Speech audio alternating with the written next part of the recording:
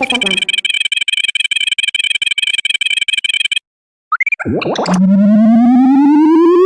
System 1 loaded.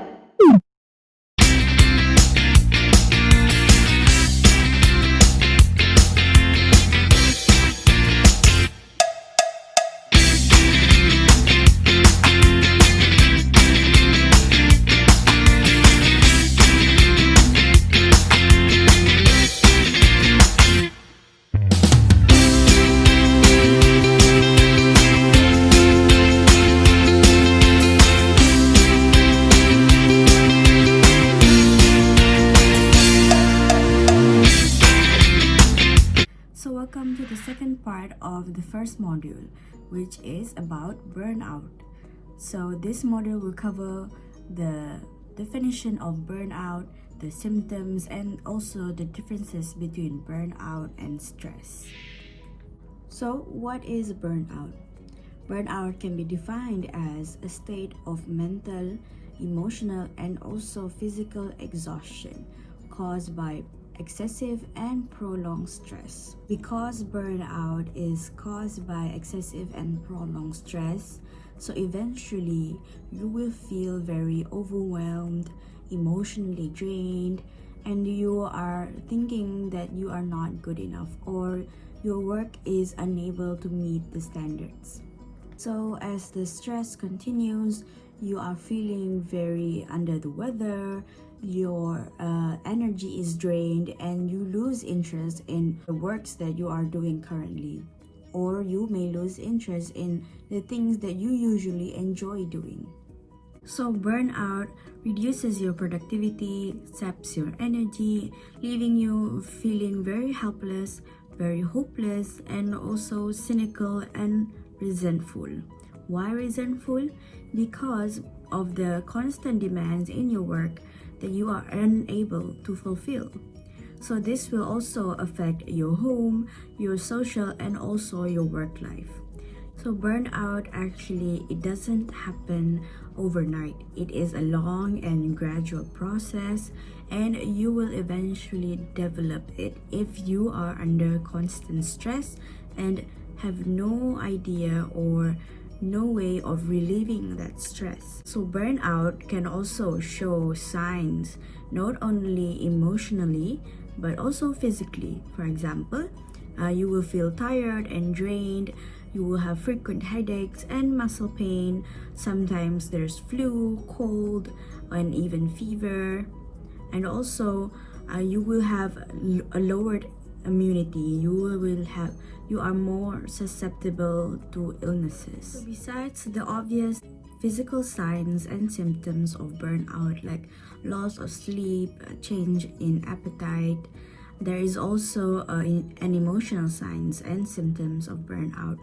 For example, you will lose motivation, you will constantly have a negative outlook on life, you will have a decreased motivation, decreased satisfaction, and also a sense of accomplishment.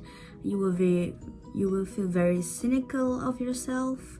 You have high self-doubts, and you think that whatever task or job that you are doing, you are not doing enough.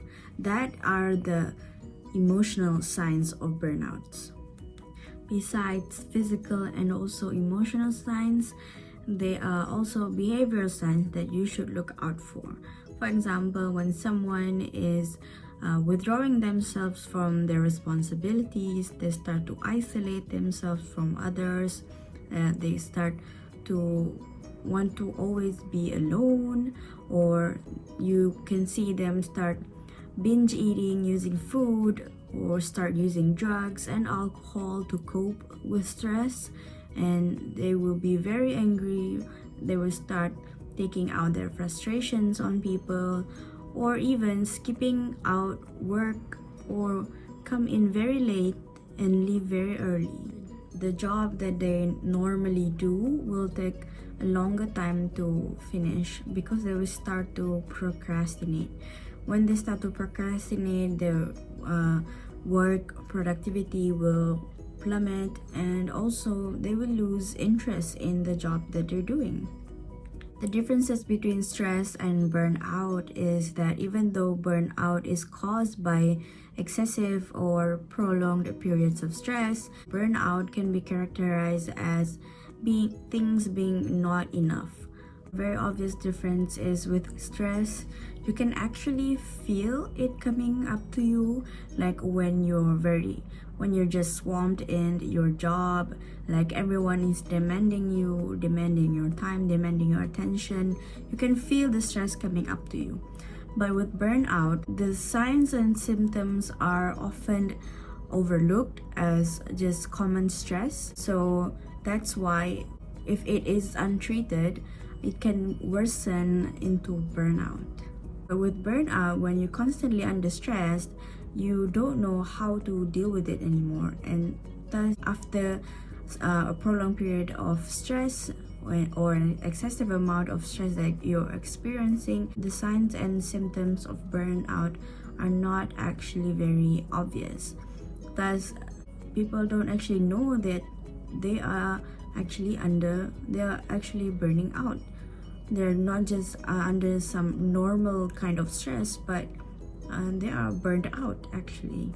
With burnout, people will feel a sense of beyond caring. Actually, they don't want to care anymore. There are several causes of burnout, not only work related but also lifestyle and also personality traits that can lead to burnout. For example, with work related causes, you feel that you don't get the recognition that you deserve for your work. You feel that you have little to no control over your work, or that your work is boring or unchallenging. For example, like working in a factory, you feel although that your routine is the same every single day and that there are no challenges in your line of work. Whereas lifestyle causes of burnout are actually working too much, not having the time to relax or socialize with others, and the lack of close supportive relationships. Even if you do have a family, but if they don't support in what you do, or you always receive criticism, you are more susceptible to burnout that way. And that you're taking on too many responsibilities, you're biting off more than you can chew, and of course not getting the help that you need.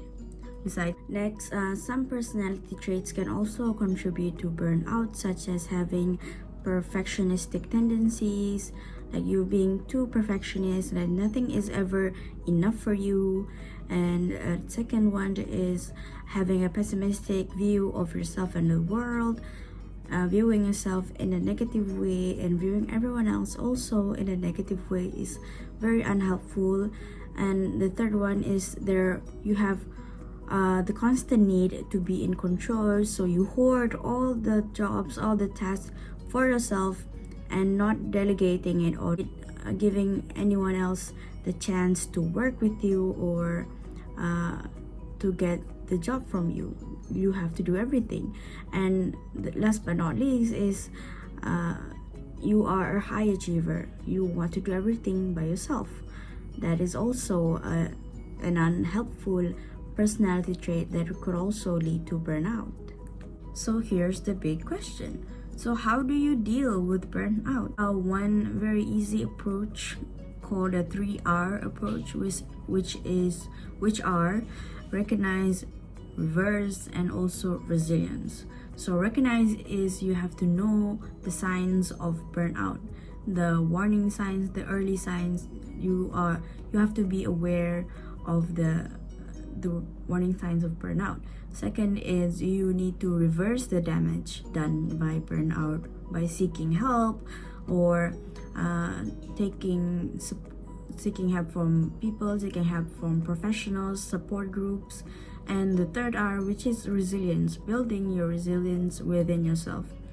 Resilience is a good topic actually to talk about, but because of our limited time, so basically resilience is building the grit or the tenacity to actually do your job.